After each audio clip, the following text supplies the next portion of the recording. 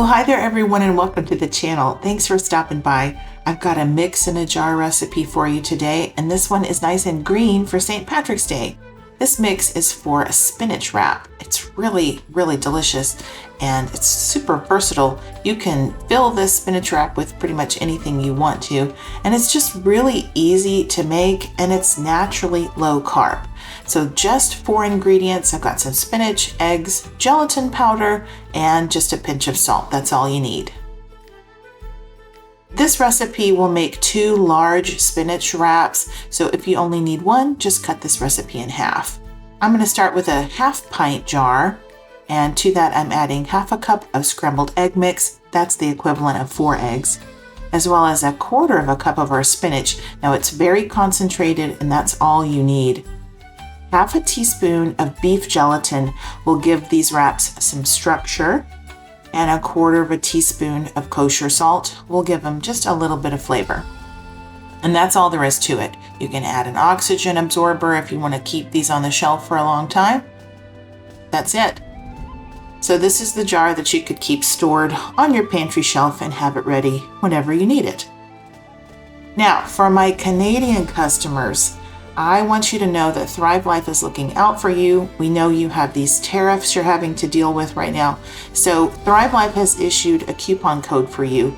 Just enter Canada20 at checkout and you will get 20% off your entire order. All right, whenever you're ready to make these spinach wraps, you'll go ahead and preheat your griddle, because this comes together really quickly and you'll need that preheated, to about 300 or medium low, something like that. You'll need 3/4 of a cup of water in the bottom of a blender, and to that you can add your mix. And then you just need to blend this, but you need to blend it really well. So I'm going to suggest you let that go for about 30 seconds. And if I were you, I would stop it every once in a while, let the ingredients settle a second, and then blend some more. Want all of that spinach just really small. All right, since your griddle is already preheated, or you could do this in a skillet or whatever you like. I just don't have a nonstick skillet, so this is the only nonstick surface I have in my house. I have to use the griddle here. All right, so you'll start in the center and kind of pour it out in a spiral. I'm using an offset spatula to spread that batter out. You want it to be about 10 inches in diameter. And you'll see when you pour this, you'll understand what I mean when you start to spread. It's a little bit too thick, so you need to spread it out just a bit and just try to get it into a round shape. And I mean, this is homemade. Don't worry if it's not perfect. Mine's certainly not perfect. But as you spread it, you'll be able to see there are some sections that have a little bit thicker batter and others will be a little bit thinner.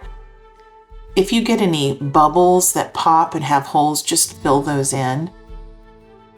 You'll need to cook this for about 2 minutes on the first side, flip it, and 1 minute on the other side.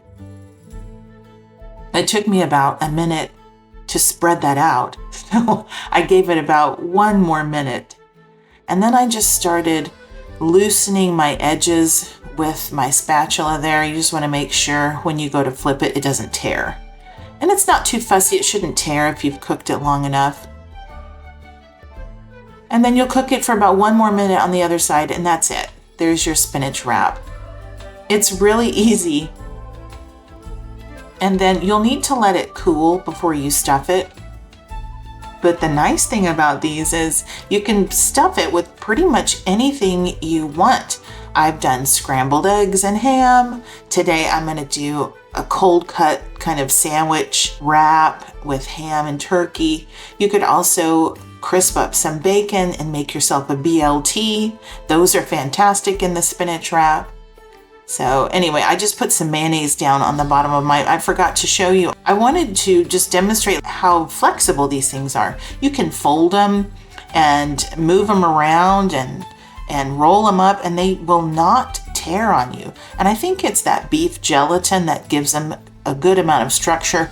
These are not like crepes. These are a lot more sturdy than that. They're still tender, but they are sturdy enough to hold your fillings. So yeah, just go ahead and fill it with whatever you want. I've got ham, turkey, avocado. I'm adding some more spinach in my spinach wrap, and then I'm finishing it off with some crumbly cheese. That's Boursin cheese that I put in there.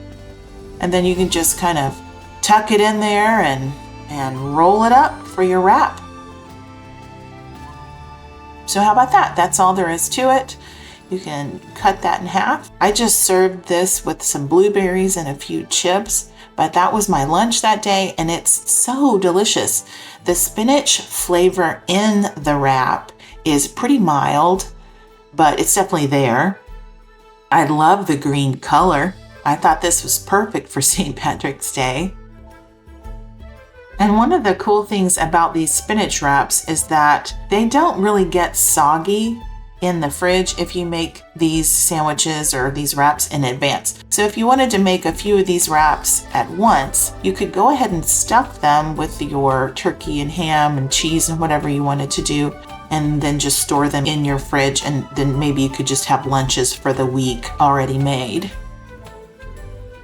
But yeah, these are really delicious, and they're super easy. All right, guys, I will include the full recipe down in the description box below, as well as my shopping link in case you want to pick up spinach or eggs from Thrive Life. I'll also include my website where you can purchase a copy of my cookbook. I've got the cookbook both in ebook and in print form. The ebook is available on my website, thefreezedriedfoodie.com, and the print version is available on Amazon, and I will link that below. What I ended up doing was just taking all of the meal in a jar recipes that were up on my channel up until summer of 2024, and I just made a cookbook with those. So that is the content that's in those cookbooks.